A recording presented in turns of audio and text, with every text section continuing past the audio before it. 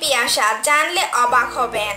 আলোচিত সাফাতের সাবেক স্ত্রী পিয়াসা, পুরো নাম ফারিয়া মাহবুব পিয়াসা, টেলিভিশন উপস্থাপিকা ও মডেল। গ্রাম থেকে ঢাকা এসে একা থাকতেন।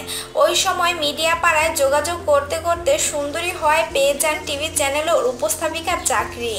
তারপর যাতায়াত শুরু করেন অভিজাত এলাকার বাসিন্দাদের সাথে।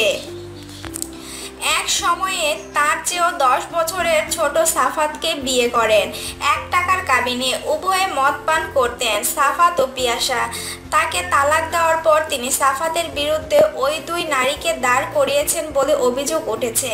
পিয়াসার সম্পর্কে সাফাতের বাবা দিলদার আহমেদ সেলিম, আমার সম্পত্তির দিকে পিয়াসার নজর ছিল, তাই তো পিয়াসা 1 টাকার দেনমোহর করে ভালোবাসার সম্পর্কের নামে অভিনয় করেছে।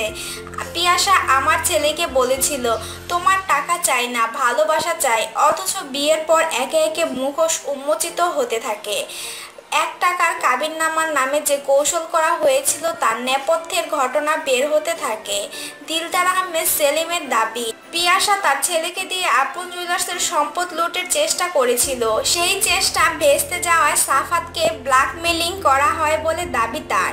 এদিকে সাফাত আহমেদ ও ফারিয়া মাহবুব পিয়াসার নিকাহনামার তথ্য অনুযায়ী 2015 সালের 1 জানুয়ারি মহাখালীর আমতলী এলাকার একটি কাজী অফিসে প্রয়োজনীয় সাক্ষীদের উপস্থিতিতে বিবাহ সম্পন্ন হয়।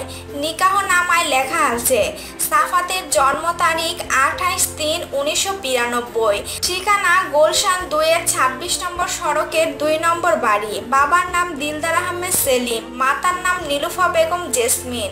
অপরদিকে কনের নাম ফারিয়া মাহবুব পিয়াসা, বাবার নাম মাহবুব আলম, মাতার নাম রকি মাহবুব। ঠিকানা উল্লেখ করা হয় 3 RK মিশন লেন, আসকর দিঘি, পশ্চিম পাশে, চট্টগ্রাম। পিয়াসার জন্ম তারিখ 10/11/1989। পিয়াসার বয়সের সাফাতের চেয়ে একটু সিনিয়র ছিলেন।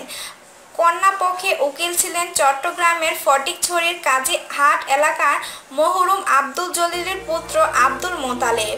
বিয়ের সাক্ষী হিসেবে ছিলেন রাজধানীর বাড্ডা এলাকার কুড়ালতলীর সিরাজ উদ্দিনের পুত্র ইমরান হাসান ও দক্ষিণ বাড্ডার মহরুম সুলতান উদ্দিনের পুত্র এখলাস উদ্দিন। নিকাহনামায় 13 নম্বর পয়েন্টে দেনমোহরের পরিমাণের স্থানে লেখা আছে 1 টাকা এবং 15 নম্বর পয়েন্টে উল্লেখ আছে যে বিবাহের সময় দেনমোহরের কোনো অংশ পরিশোধ করা হয়েছে কিনা, যদি হইয়া থাকে তবে উহার পরিমাণ কত।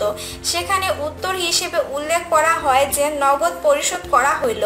প্রাপ্ত তথ্য অনুযায়ী 2015 সালে বিয়ের পর সাফাত ও পিয়াসার মধ্যে দূরত্ব তৈরি হলে উভয়ের মধ্যে ছাড়াছাড়ি হয়। গুলশানের একটি কাজী অফিস থেকে চলতি বছরের 8 মার্চ সাফাতের পক্ষে তালাকের নোটিশ পাঠানো হয়।